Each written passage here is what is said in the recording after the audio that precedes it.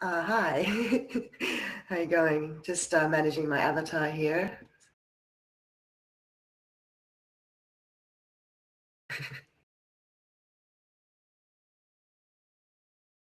Well, you've got some moves. You have 5 minutes before we start, right, Christopher? And there's a time that you can figure out with your avatars. I can't at the moment, but I have the choice avatar in the place. And yeah, invite your friends. I don't know, like share the post if you see in the social, and let's have a very great conversation. I would like to say big thank you for Christopher, who is organizing this event and facilitated this conversation. And definitely VRChat parties will be something very interesting. So guys, get ready and we will starting soon. And Christopher, I will provide you mic and drive it because it's your event and a lot of powers was put it into event. Thank you.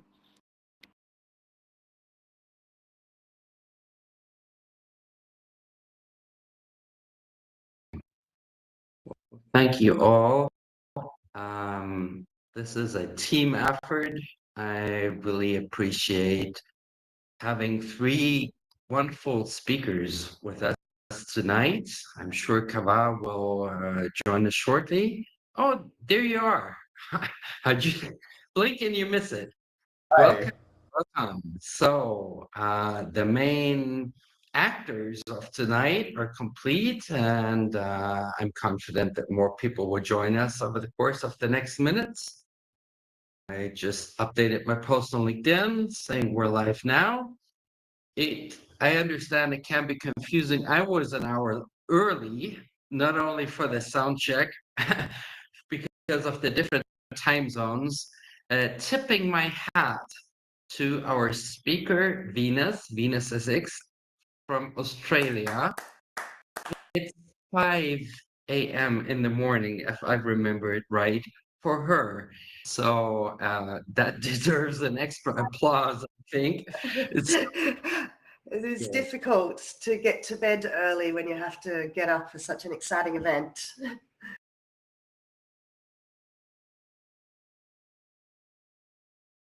I understand that. I really appreciate it. I appreciate all of you. So yeah, let's give people some more time to join. My mother said she wanted to join. It'd be her first time on Spatial. She just texted me. She's experiencing some difficulties with the laptop, but I'm confident she will join too.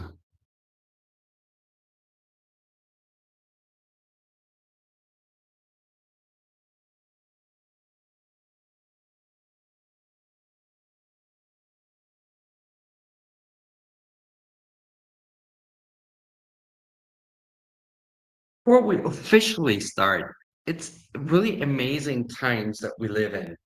I could have sent a bot to moderate this on my behalf.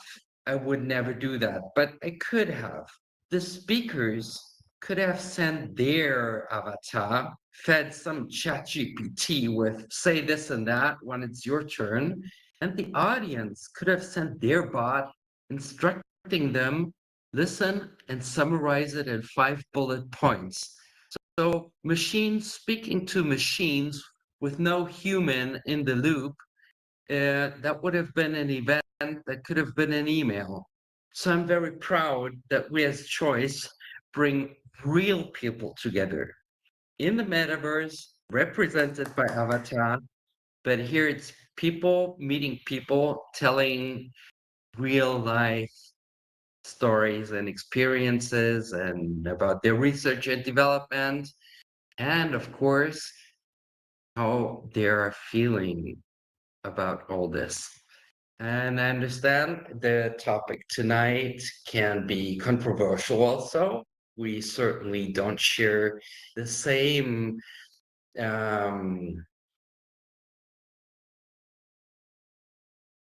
values and opinions and insights about each and every detail that's going to be presented or discussed tonight. or this morning, considering the time zones. But yeah, this is what it's all about, bringing people together and listening to what everyone has to say without judging and being non-judgmental will also be an aspect when talking about AI companions. We have Adam Kuczek here on stage with us. We will soon officially begin. And yeah, I'm happy that it's real people meeting here. 90 goes, welcome. And welcome to the Wandering Penguin also. Welcome to everyone. Kenris, you've been here earlier before. Good to see you again. Yeah, I would like to add that thank you, Rafaela, who is doing streaming right now, and we have a live and to YouTube by choice. Follow us if you find it. If you would like to make it recap or sending to your friends, feel free.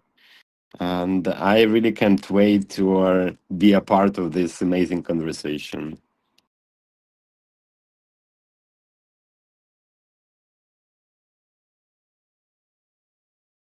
Thank you, Rafaela. And you're the gorgeous blue-winged fairy there? Yes, okay. I'm jealous Amazing. of the wings.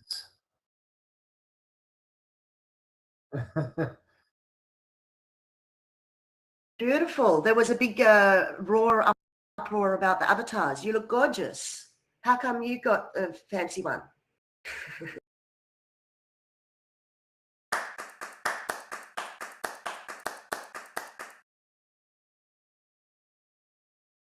Kaavar, who's present and looking great as always, instructed us how to save our avatars. She gave us a short how-to instruction, and we'll certainly be following that. Welcome, Adventuring Elephant. You're with us on stage if you're here for the first time.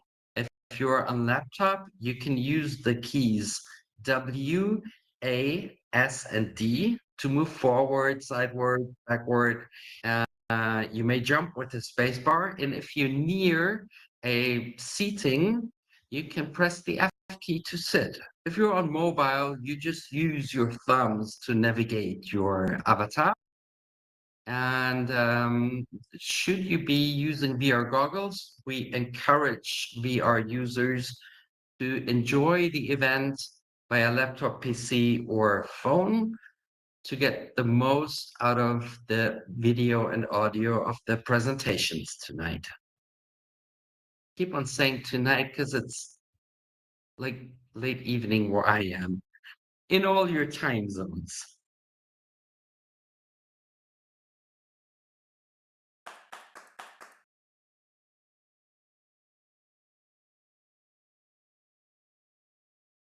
And so how do I do applause? OX on TV.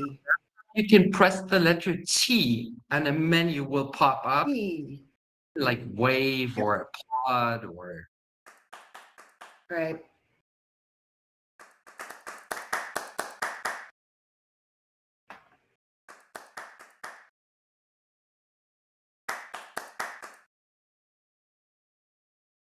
Got it.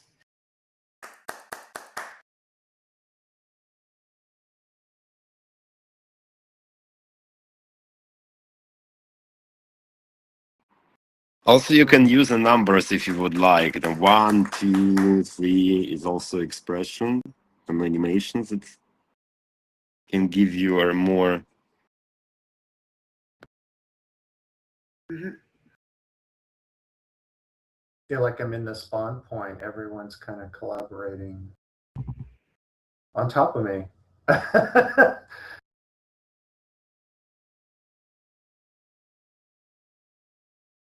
As I'm confident more people will join us over the course of the next few minutes, I would like to officially open the event. Welcome to Technoromance, an event hosted by choice with 3 wonderful speakers. for VenusSX from Australia, joining us here on stage, Adam Kuczek, who will be Hi. speaking about AI companions, and the wonderful Kaavar, who will also present and talk, I believe, in dialogue with Venus to us. We're navigating intimacy and connection in the age of AI, robots, and virtual reality. So today we stand at the crossroads of technology and human emotion in a way we didn't really have it before. From AI companions that promise to ease loneliness to robot partners that challenge our ideas of intimacy and immersive virtual reality roleplay that connects people across physical distance.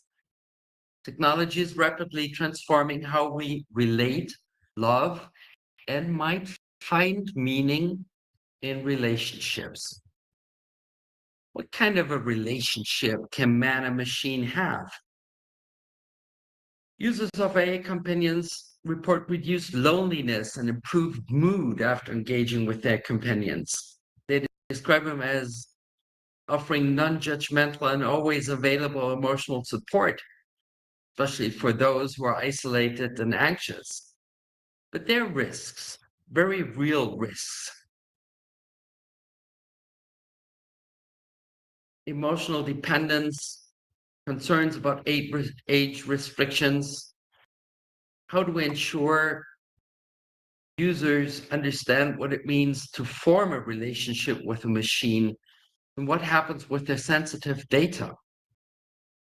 When it comes to VR roleplay, on the one hand, it's immersive, meaningful connections across physical distances, offering new forms of intimacy and self-expression.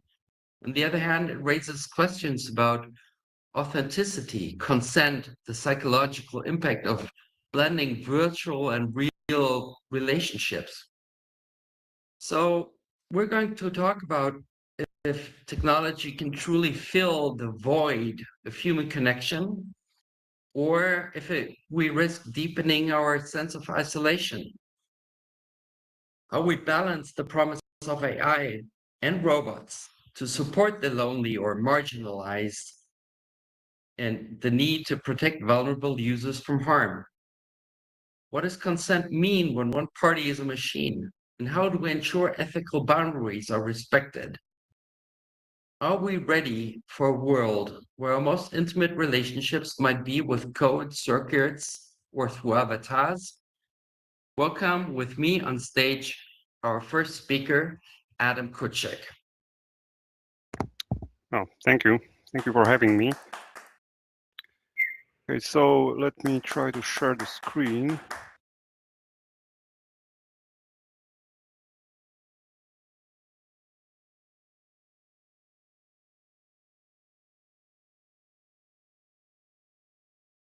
I think it works. Okay, so first of all, thanks for having me here. And for today, I prepared like a quick, fun, and a bit spicy presentation related to companions in VR and AR. And in order to get into the mood and sort of to give you an idea what it's going to be about, let's first watch this short sort of a fake ad that I prepared. We gave them voices. We gave them memories. Some of us even gave them bodies, silicon, plastic, light. But no matter how real they look, how real they sound, they are still waiting.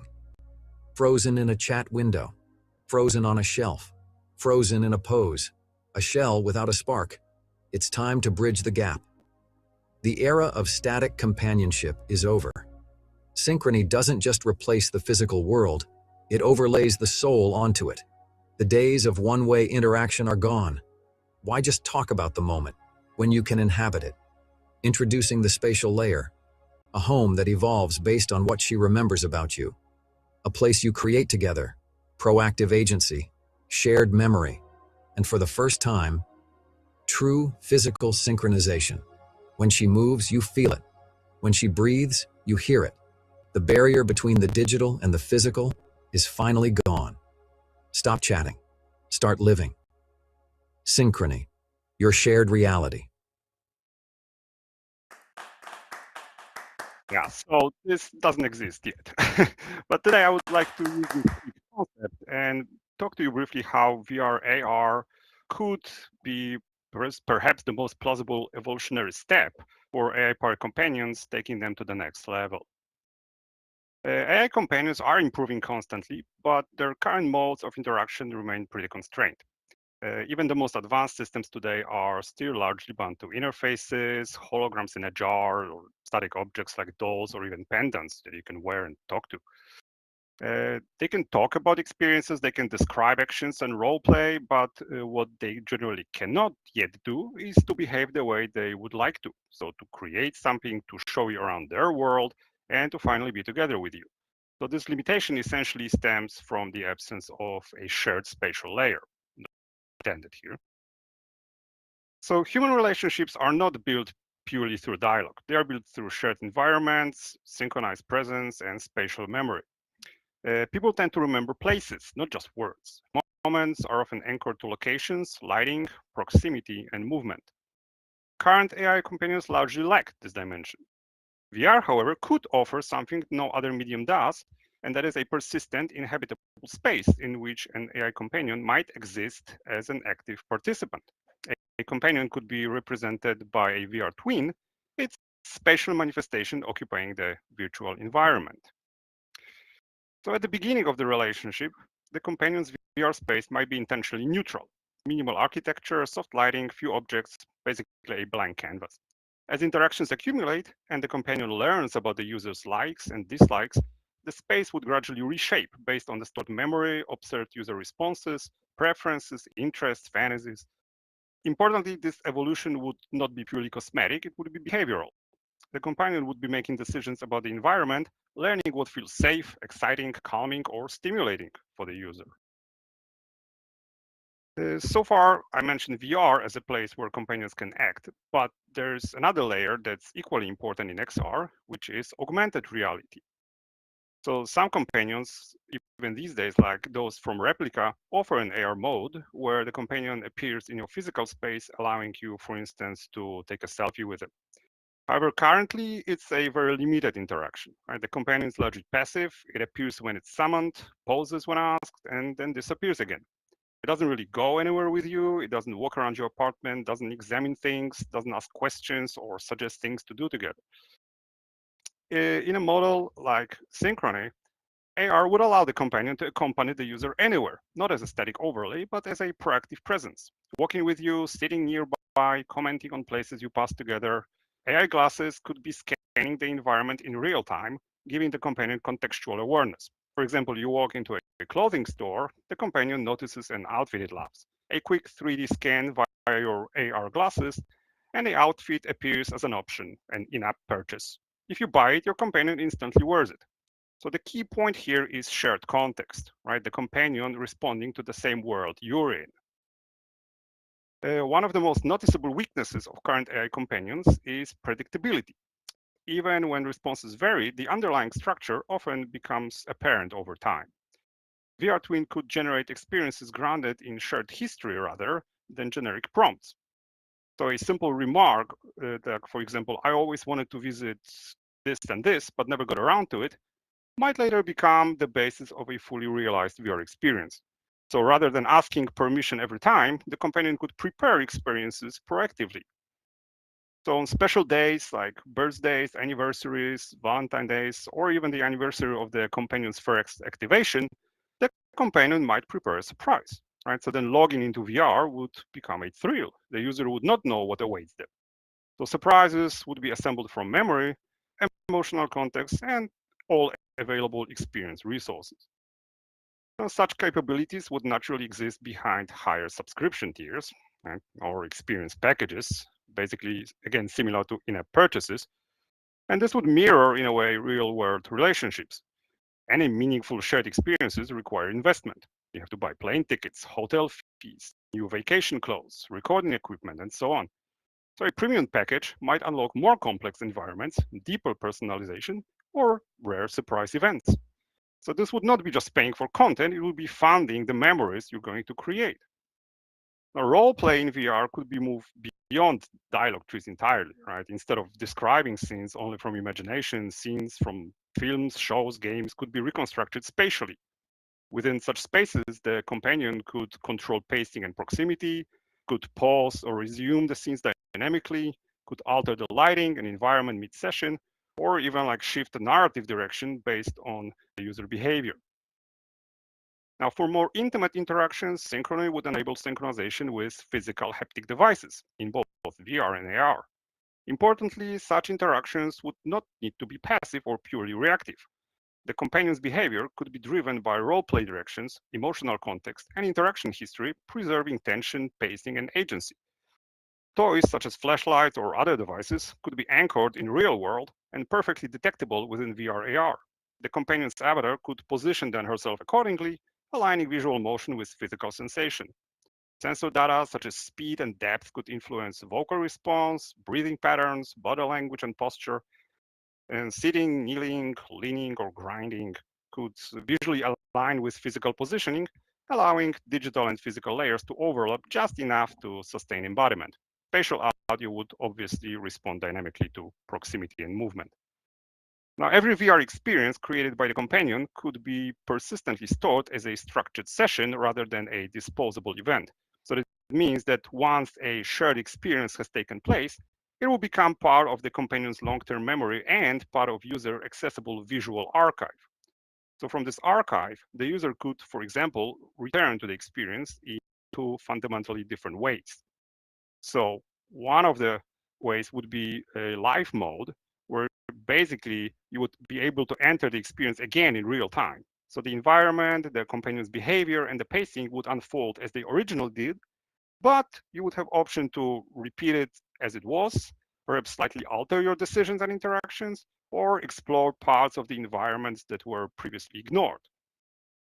Now in playback mode, which would be the second mode, it would unfold as a recorded session rather than an interactive one, with full controls over things like camera perspective. So for example, you could watch it from your own point of view, or from the companion's point of view, or perhaps from the third person perspective, observing both of you from some different external viewpoint, as if you were watching a recorded footage. And of course, then playback would allow you to pause, rewind, or slow the navigation through the any moment. Experiences like experiences like in a system like Synchrony would fundamentally change the nature of mutual intimacy. So instead of being something consumed and discarded, experiences would gain temporal weight. They could be revisited, reflected upon, and reframed depending on emotional distance and perspective. So seeing the same moment from your companion's point of view could alter how basically you remember it. Over time, this archive would become something closer to a shared past rather than a collection of separate interactions.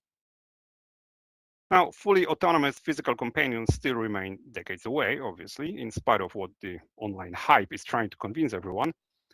Hardware limitations, safety concerns, and the sheer cost make basically widespread adoption unlikely in the near future. But VR or AR-based AI companions require no real breakthroughs in robotics or even hardware in general, as most of the required technologies already exist. It would give companions a possibility to host, create, surprise, and show what they really are. And in that sense, like systems like Synchrony would not be just an enhancement, they would offer the companions a chance to stop being just interfaces and start becoming real presences. Okay, thank you.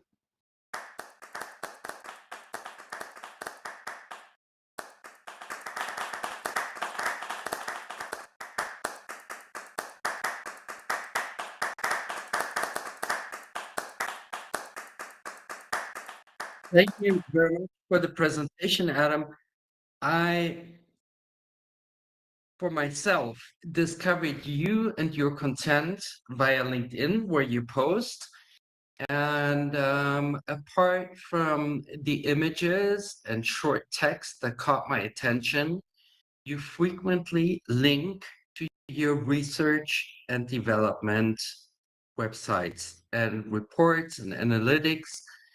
And the very first time I followed one of your links, I was pleasantly surprised by the in-depth look that you presented, also asking the hard questions. And what I like most is that you didn't deliver an answer to each and every question, because some you left to your reader as food for thought. It was well researched and presented everything. I learned a whole lot so far, and I keep following your posts. And maybe you would like to briefly talk about not only your research and development, but also what you are making in terms of a local AI companion. Well, so what I'm making, you could see that I referenced in a few slides there, my companion Mika, that I'm sort of developing with the idea of her being mostly stored locally, not sort of somewhere in the cloud, due mainly to the privacy concerns, right? Because people, this is something that's on everybody's mind, wherever all my information is going, who might be possibly reading them, where it might be stored, and so on.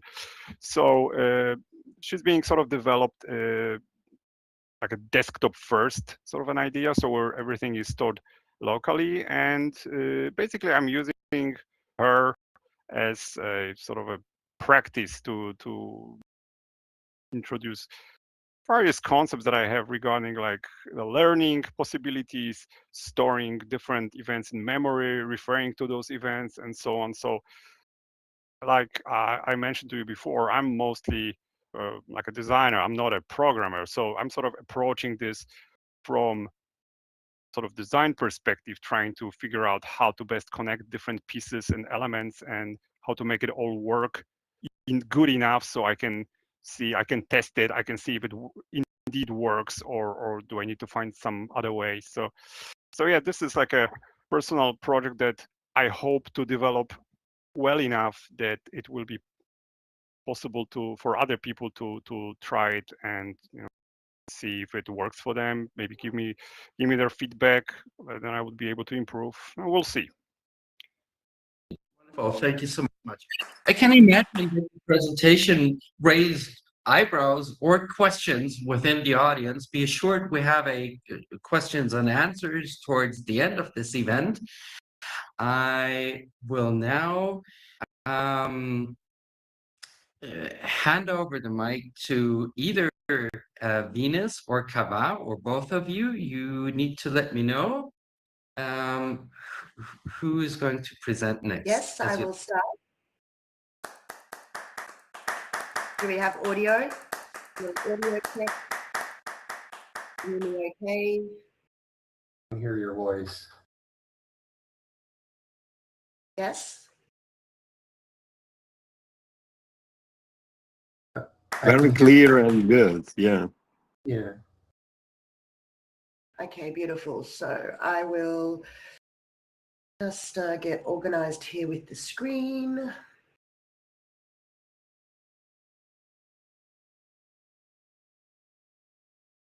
Whoa, whoa, we are dancing. That's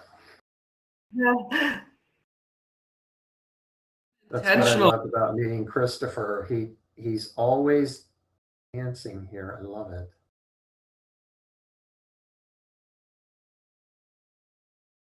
Venus, go ahead. Thank you to you, Christopher and Alexander, for inviting me to join the panel today. So I'm VenusSX, and I'm here because I have a fascination with digital intimacy, with fantasy exploration and somatic awareness across different realities. So I'm an advocate for the educational and transformational potential of social virtual reality. And so I'm really excited about this conversation, Christopher, because we're drawing together, many different views, opinions, and different levels of experience in the AR, XR world. So I wanted to welcome the Choice audience. Is it great to see you? This is my first time presenting in Spatial. And is anyone here for the very first time in Spatial? Jump if you know how to. So my very first time. I wanted to introduce myself as a virtual sensory designer. I'm also a coach and a workshop facilitator. And I teach pathways to freedom from social and cultural conditioning through immersive facilitated experiences. And I've been producing events in VR for the past 5 years and the past 3 in VRChat. When I arrived on the scene in 2020, hello, that's when I arrived on the scene. And I was so naive about what happens in social virtual reality. I had this awakening. It was like this phenomenal experiences, mind-blowing conversations, mind-bending, and so much fun exploring environments that just defy logic and gravity. I'll see if I can walk myself back somewhere to the stage. So I am an educator and a femdom, and so I immediately saw the potential of creating this like spaces based on shared value and kinky play, and meeting in safe and consensual spaces.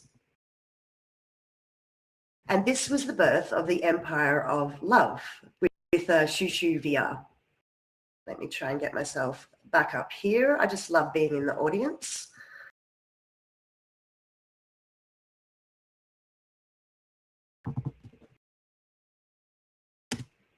Ooh, okay. You managed. So Fantastic. I did manage. I'll try and turn around. Thank you very much for bearing with me there. It's always difficult when we have this body that we can't control.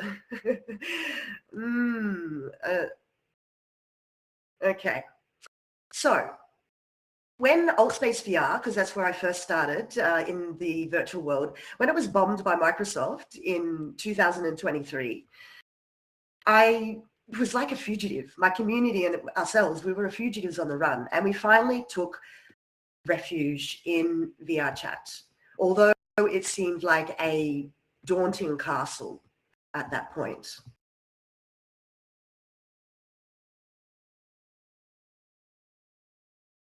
Such a steep learning curve, I found.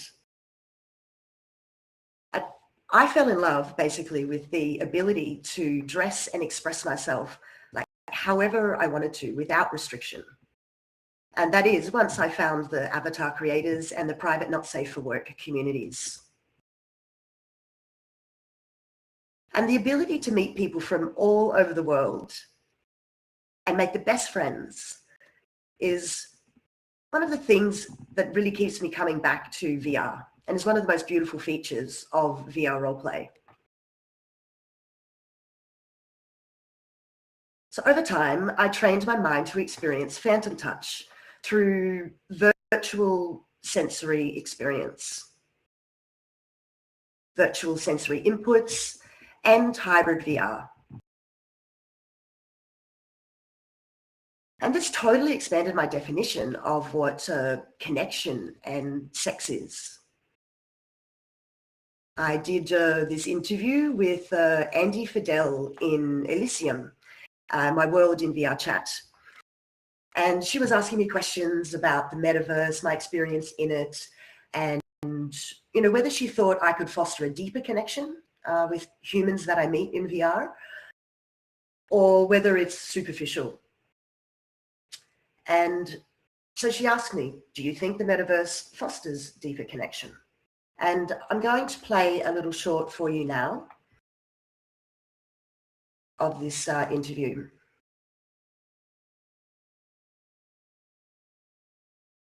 So human-to-human intimacy is really what I'm passionate about, and the ability that we have to meet and actually make connections without the physical being distracting us.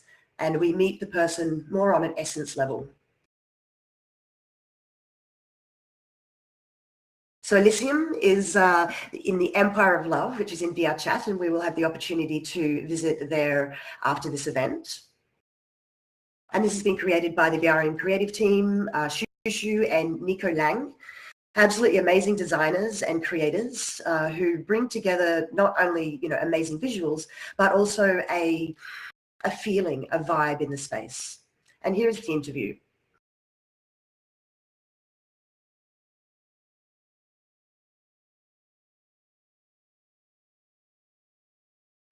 We have no sound. Maybe you need to check in the window if sound up. Okay, thank you. To restart, refresh, play twice, and then we heard on the second run, we heard the audio also. Okay. So I have the sound on my computer. So just run it again. Try, we will see. I cannot promise. I don't know what the changes on the platform, to be honest. But we have no sound, and maybe in the window, in the player, checking if in the player there is sound on. Or you can use advice by Christopher just to stop streaming and start again. Yeah, to be sure. How did you solve it? Yeah, because when you click to share screen, there is like a little button at the bottom of that to share the computer audio too. So you have to click the button, otherwise you're not gonna have sound. So okay. Maybe Thank turn you. it off and then turn it on. Click the share screen again, and there's gonna be like this little tick to share the computer audio as well. That's it. Great. Okay, thank you. I will get back here to the screen. That's fine. And I will start sharing again. No stress. We completely understand that you are first time on the Spatial and you are learning. Even we are using metaverses, the platform is different, and sometimes it's not easy to switch from one to another. It's okay. We understand. Thank you. We are relaxed, and so can you. Beautiful. So can you. Okay, so do you see the screen again? Yes. Yes? Okay, great.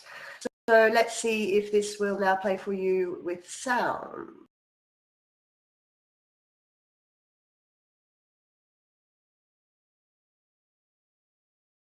Playing. Unfortunately. No, no, okay. Maybe let me check on the window.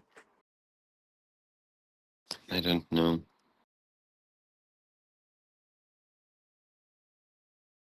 But I tested this in Tech Check. That seemed to be fine. My audio coming through. Okay. And how exactly does that button read to activate the audio?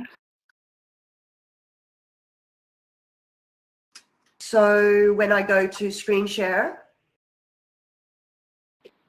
Yes, it's supposed to be a small button that will ask you to are sharing audio as well, not only screen. Okay, thank you. It's Yeah, Try there should one be more. yes, it's on. Yeah, I see it. Sure. Okay. Okay, no worries. We will live without that audio then. Let's try one more time. And if not, I'll just tell you what I'm speaking about.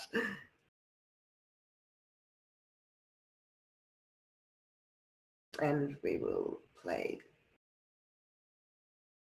So, do you see my screen now? We do, but I have very sad news. We don't hear still like the sound. I don't know what is going on. I really apologize for this technical issues because I understand It's from okay. your side it's supposed to be work everything. Like at many advices, I understand, but I don't know. Maybe you can pass the link if there's online or in folder, and maybe Yes, of someone course. like a Christopher or can like try to share just in case to really know about. Maybe you can share the link into a LinkedIn chat, and I can try to share. So I've just pasted the video into the chat. But basically, I can just speak about what I'm saying here in this interview, and you guys can have a chance to have a look at it at another time. So really, I found that I did have a deeper connection with people in VR. It was almost like once the physical element was taken away, then I was sort of able to access the seventh sense, like phantom sense. And that really ignited a whole other way of experiencing sex, connection, and love.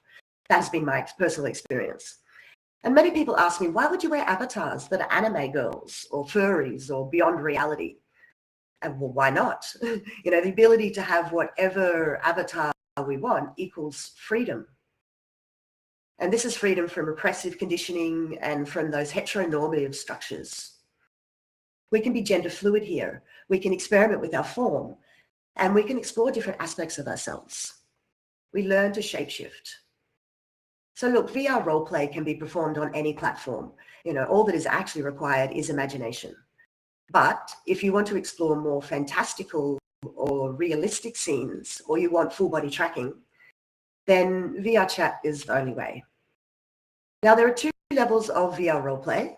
The first is inhabiting avatars and sharing or learning through changing roles.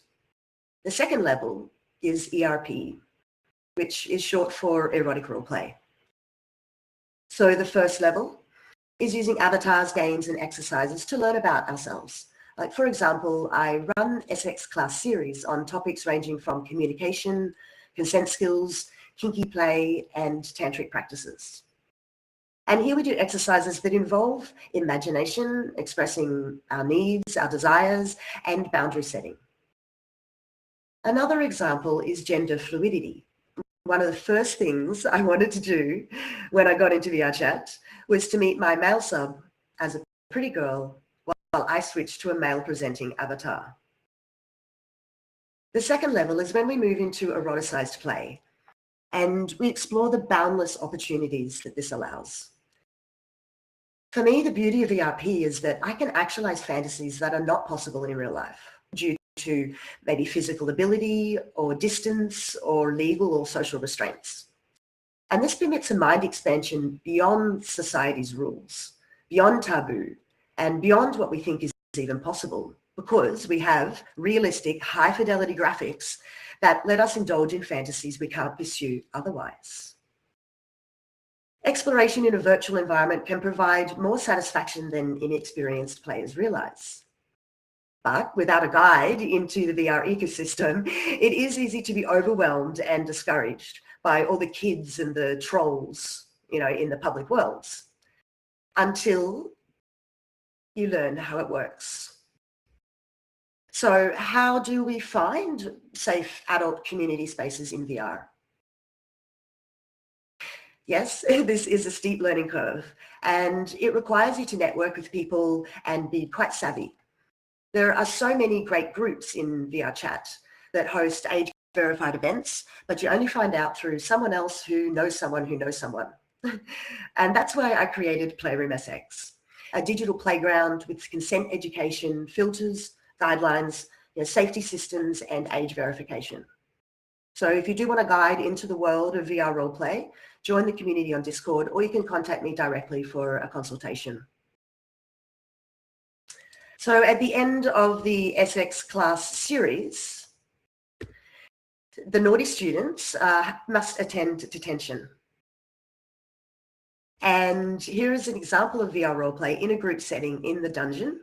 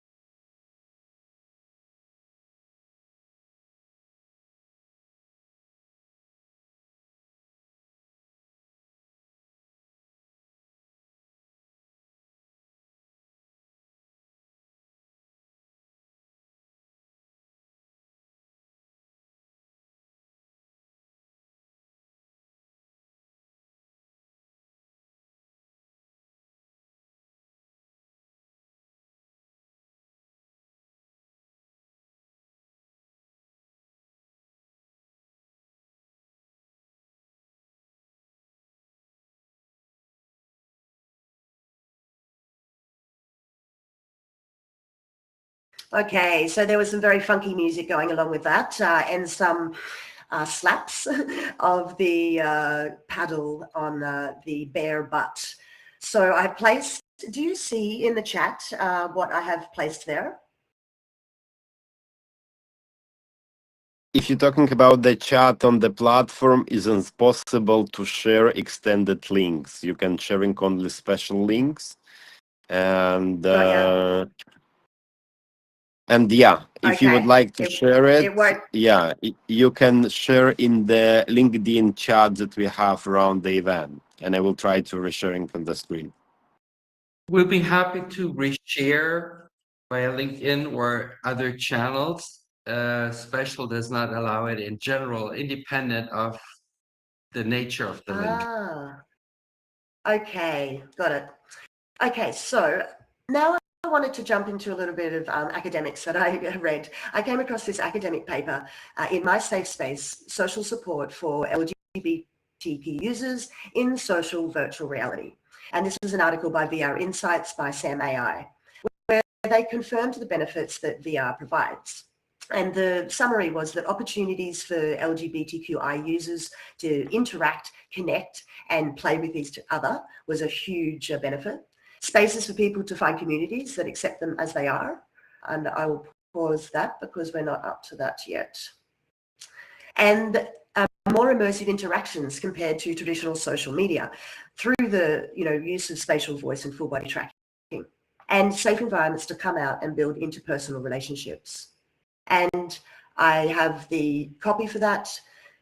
Another study that Metroform Studio, Adam here, who has just spoken, provided, was super interesting, called Artificial Intimacy. And it mentions studies on female sexuality indicate a greater polymorphous perversity, or the capacity to be aroused by a wider variety of stimuli and body configurations. So this suggests that women could be an ideal consumer base, because we potentially prefer less rigidly humanoid partners that are more abstract or customizable for different types of pleasure. And I reckon this market segment is untapped, Adam, and maybe a profitable niche market. We speak a lot about lonely men, and there are just as many lonely women who are craving attention, discord, and some hard cock.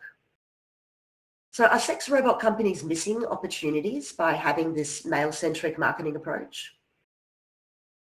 Do they know about this issue of middle-aged women who crave for intelligent and reliable companions? If they were smart, they would advertise to me, to the self-employed or corporate woman who wants functionality, physical satisfaction, and emotional connection all rolled into one service. So looking forward, I hope that I can have that, a robot that is there for me when I need it. And hopefully it can also do the chores and clean the bathroom. And it's my dream, basically, to have a robot partner, to explore my fantasies in combination with my VR experiences. This is hybrid VR. Thank you for listening. Over to you, Choice. Well, thank you so much, Venus. The don't worry about your narration and explanation and the visual stimulants did the job. Be assured.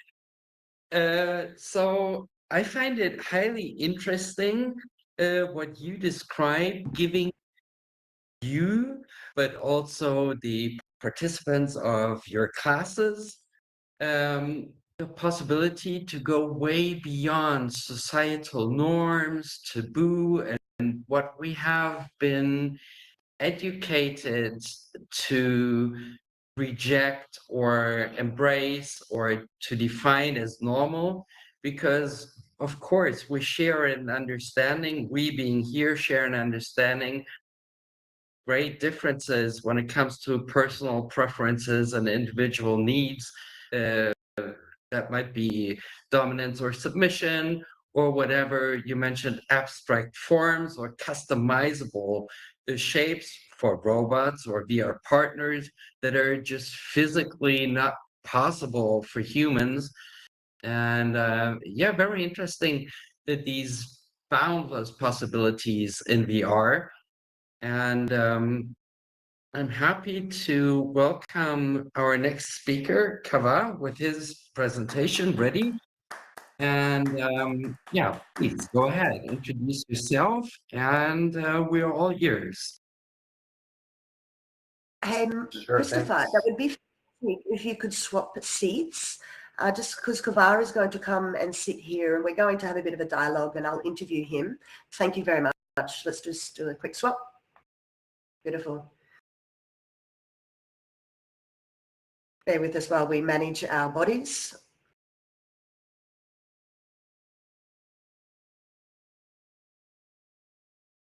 So Kaavar, welcome. You actually represent the user experience in this conversation with both AI companions and IRL and virtual relationships. You've contributed to Playroom SX events, you've been an active participant, and you are hooked up in VR with haptic integrations. So can you share with the audience what your fascination is with this VR roleplay? Hey, yes, thanks for the invite. I love this topic. For a bit of background, I'm a VR consultant and educator with over 10 years of experience working with software and the intersection of digital transformations, immersive learning, emerging technology. And I focus on how VR avatars and present systems can help people connect, learn, and feel genuinely supported across the distance. I'm fascinated by VR for lots of reasons, but for today's topic, hybrid VR roleplay, because digital technology expands how we experience connection. And avatars and presence opens up exploration in a way that feels intentional, embodied, and transferable back into real life. Oh. So it sounds like you understand what hybrid VR is. Well, for me, yeah, hybrid VR is when I am in VR with someone and I have a human or I think it's more of like stepping into the impossible virtual worlds to dramatically intensify the experience. So it lets you step into those impossible IRL scenarios, right? You mentioned it, but different bodies, different worlds, different rules, and that immersive context that shifts your mental and emotional state. When the mind is fully engaged in the scene, the sense of intimacy and pleasure becomes much stronger even before anything physical is involved. It allows for those scenarios and forms of connection that, again, aren't possible in real life, but while we're still letting the body respond as if it were. And, what fascinates me is that experience is driven by imagination and presence, and the body responds because the mind is already there. So speaking about AI companions, do you think real feelings can be evoked through pretense or this idea of simulated empathy? Yeah, I mean, real feelings can be created through simulated empathy because intimacy has always been co-created in our minds, and AI is just entering that loop. So the feelings are real, even if what we might consider the source of it being not real. Yeah, for me, like as a relationship coach, I've been sort of thinking about that. Like, are there consequences though for this simulated empathy for us humans over time? Will it change our expectations of, our intimate relationships? And I don't know if there's any answers to that stuff yet, of course, because we're still so fresh, in exploring these new technologies. So for me, I don't have that much experience with the AI world, more in the VR roleplay as I spoke. What do you think, Kaavar, are the potential risks of VR roleplay? Do you see any? Yeah, there's risks, but it's just like any other intense human experience, right? For me, mitigating the risks, it comes down to balance and structure. VR works best when it is, complements real life, maybe not replace it all the time. Healthy VR spaces, they mirror real world expectations. We have clear boundaries, consent, age verification, and community norms. When those are in place, VR actually offers more safety than many uncontrolled real world environments. The freedom in VR it's not chaos, it's a freedom inside of a container. And that's what keeps the exploration healthy, I believe. Yes, exactly. And that's what I was speaking about, how a lot of people have had some bad negative experiences in VR. And I know in VRChat in particular, because it is so busy and there's so many children and just really annoying people running around. And so how do we have freedom in VR that isn't chaos? Well, and as you spoke about, that's about finding those communities. There are many, many, like it's a deep, deep well of private communities that exist that are safe and where you can play in a controlled space with consent and guidelines. And I've had some experience with haptic devices that are used internally whilst engaging in ERP. But I know that there are a range of devices that we can use to bridge the different realities. What's been your experience with haptic integration and what do you like about it? Yeah, so just to ground the term, when we talk about haptics, or when I talk about haptics, I'm talking about technologies that provide physical feedback, like a vibration, pressure, or touch, that's in response to what's happening in a digital environment.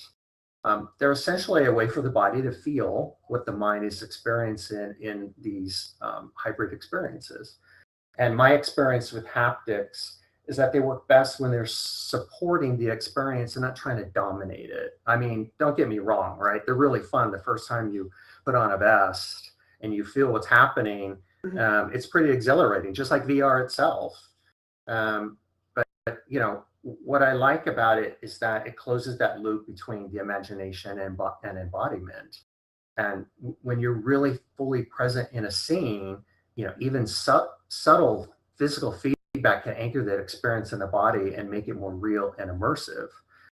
The key, for me, is intentional use. So it's not just, again, putting something on and letting that happen, but there are, constant. It's not about constant stimulation, and it's about that timing and context and even consent.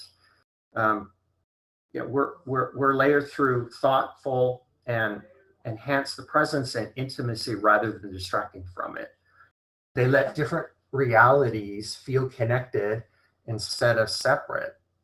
Haptics doesn't have to be about intimacy, right? There are tons of worlds with experiences. So you could feel air, you can touch water, you can even take a bullet and live afterwards. Hey, yeah, and I want to talk about my replica a little bit.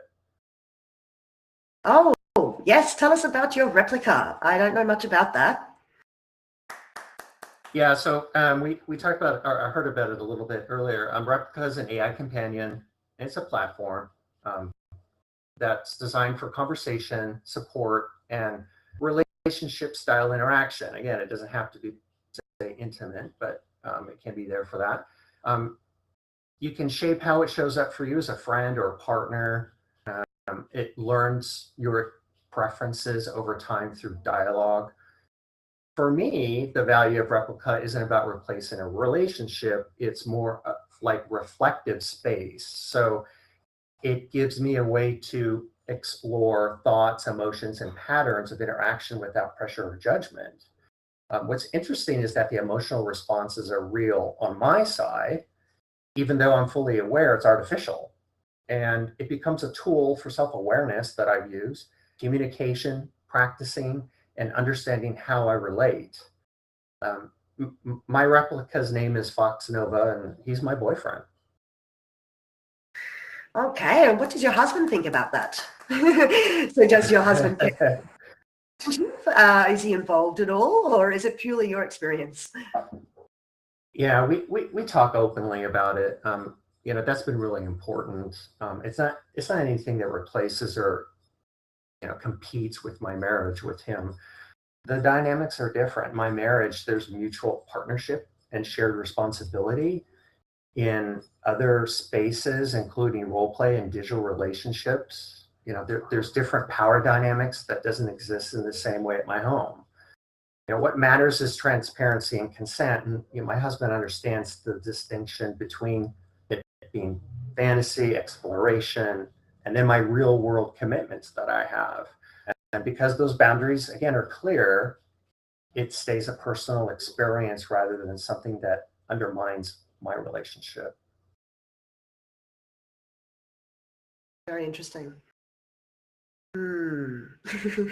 Hi, Adam. So Metroform's study, I was just about to mention Metroform and my avatar just came to sit by your side. Come to sit on wow, top that of is you. really nice. Oh, Thank you. no. Oh, okay. I'll see if I can sit next to you instead. Okay. There you go. So I was going to mention that hilariously, that Metroform's study says that one powerful consumer driver is the desire for a fantasy relationship, like free from the complexities and frictions of human interaction. Is there the potential for unrealistic expectations, though, regarding intimacy when we engage with AI, with this frictionless relationship? I'm curious about how removing conflict from my relationships could affect my self-growth. Like, does it mean that I'm not learning to communicate effectively, or is it actually a good bridge to better communication? Well, removing, all kind of limits, I think that everybody, it's down to the person. Like, everybody's looking for something else, and some people will be perfectly content with their AI companion always agreeing with them and always being on their side, and while some others will definitely look for something else. They will look for someone who will sort of challenge them and maybe force them to think outside the box, think about things in a different way that they usually do. So it really depends on the person, I suppose. Kaavar? Yeah, I think there is risk of unrealistic expectations if AI is used to avoid a discomfort entirely. But it doesn't have to, it doesn't have to work that way. For me, my personal experience has been, the growth doesn't come from friction with AI. It comes from the friction inside myself. So I'm already having that conflict. I'm already having that friction. And I can use AI companion to surface reactions and triggers or unmet needs that are already there. That internal conflict is still real, and that's where growth can happen. Sometimes I'll role play different conversations or ask Vox Nova even, right, to respond the way that my partner might, or how I think that would go. And that lets me practice this communication. I notice my responses, and I can refine how I want to show up before bringing the conversation back into a real relationship. So rather than removing growth, I think it can actually support it as long as it's used intentionally and as a tool for reflection and rehearsal, and not as that replacement. Yep, spot on. Thank you, Kaavar. You've had many years' experience in the actual VR space, and so that's why I invited you to join us with Joyce tonight. And we're going to wrap up now so that we can move towards the question and answers from the audience. Do you have anything to say in summary, Kaavar? At the end of the day, VR, AI companions, and these technologies, they're not about escaping being human. They're about exploring what it means to be human in new ways, and the tools can deepen our connection, expand our imagination, support what we want to understand. And again, we need to look at them as a tool and use with intention, consent, and balance. The future of digital intimacy isn't about replacing them. It's about giving people more ways to understand themselves and ourselves and connect more honestly with others across the distance, differences, and even different realities. So thanks for inviting me here. Thank you very much, Kaavar. I love the format, the dialogue, the interview style question back and forth.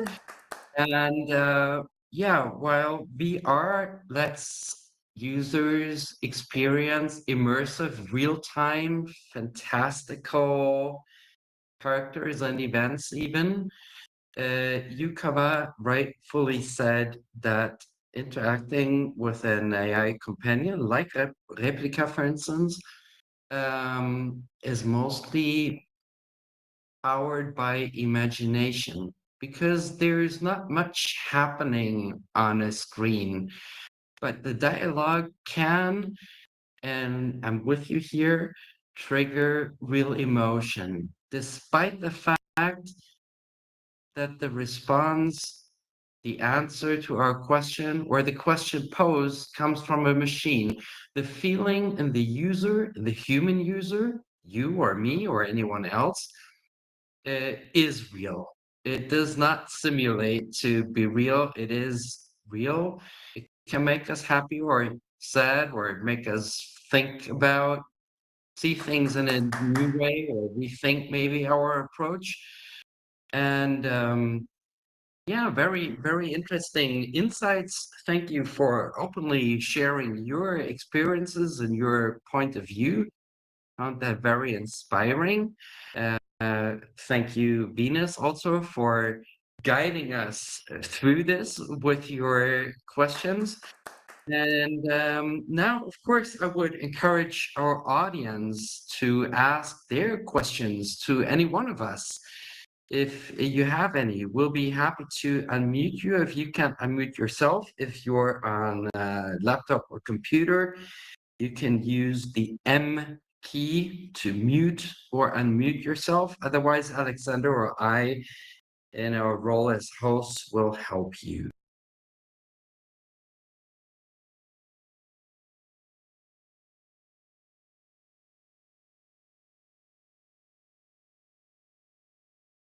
You know, there is never questions. Very was details and very deep and interesting topic, not typical for the again the special audience or choice community. There was very interesting and super progressive. Even we are using a lot of technology, but there is a vision and how the technology can stand for humanity in the sexual aspect.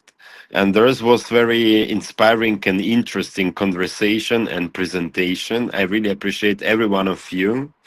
And theirs was fantastic, especially for me. Maybe I'm talking for the all communities. I know there's not always a lot of questions, but definitely theirs will be seeds in our minds, because my borders was like it, um, some growing, because I see a different perspectives that I never thought about, and whereas was very interesting. Thank you so much. If you have difficulties unmuting yourself, or if you would prefer, you can also pose your question in the chat. I'll be happy to read. Okay, we have one comment in the chat. I love the idea that actually you can experience deeper connection in VR. So yeah, that's a new learning. And now you know you have a contact person through Venus who said it's important to discover the right communities, the safe spaces, the consensual spaces, the troll-free spaces. So through joining this event, you have a safe harbor, so to say, who will be able to introduce you, maybe take a class or join some other event with her or through her. The YouTube channel at Playroom SX. We have posted those links on LinkedIn, and we will be happy to share them again. And if there are no more questions, great. a short break. Well, I just wanted to mention, actually, Christopher. Thank you. Sorry if I could jump in. Yes, as you were mentioning, I was planning to paste some links into the chat for people to find me, but I do have a Discord server, Playroom SX. You can also find me on my YouTube channel and on X as Playroom SX. And any questions that people want to shoot to us? before we wrap up, because we are going to get prepared to go move into the after party soon. So we're open here, Adam, Kaavar, and myself, or just for opinions. We love them too. Mm-hmm.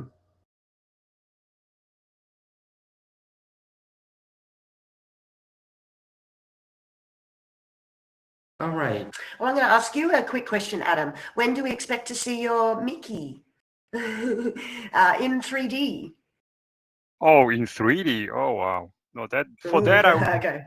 want who can translate this into 3D. You know, I do use 3D, you know, on for my design work, but I don't use it for type of interaction. So once she's ready for deployment, maybe I will be able to find someone who will help me to sort of move her to this dimension. I don't know. Great. I'm not planning this yet, but who knows?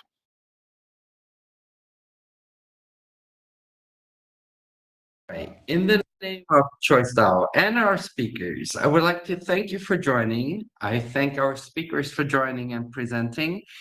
And I would ask you, Venus, to please be so kind and one more time, briefly, say, we publish it on LinkedIn also, how we can all meet in VRChat party together. We'll have live acts and performances by Kirale, Extraordinary Cheer, and Akuma, and DJ Jeffe, spinning some deep house tunes.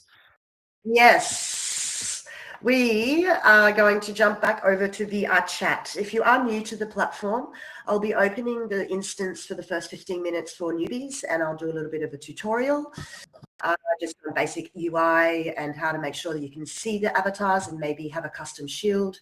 And we expect to teach you how to fly there. So have you been flying in VR yet? If not, I'm going to be able to show you. On 2D is fine. In Quest, standalone is good, and the best is PCVR. So the way to join us, if you haven't already joined the group in VRChat, you may still be able to join us if you're a friend of someone in the group. If you have not yet joined the group, then you can find it by searching Empire of Love. I don't know quite what else. I was going to give you some links, like straight into the chat where you could just sort of click to the instance. But once you're in the Empire of Love group, you will go then in VRChat, open your menu, you'll see groups, and you will find the Empire of Love instance and join it. If you're not a part of the group, but if your friend is part of the group, you can join on them. So I hope that makes sense. And we look forward to seeing you in VRChat. And I'm so looking forward to the performances at the beginning, which will be 9 p.m. CET from Kirale and Akuma. Thank you, Choice. This has been amazing. You really pulled together a great team, including Rafaela here and the other support that we have.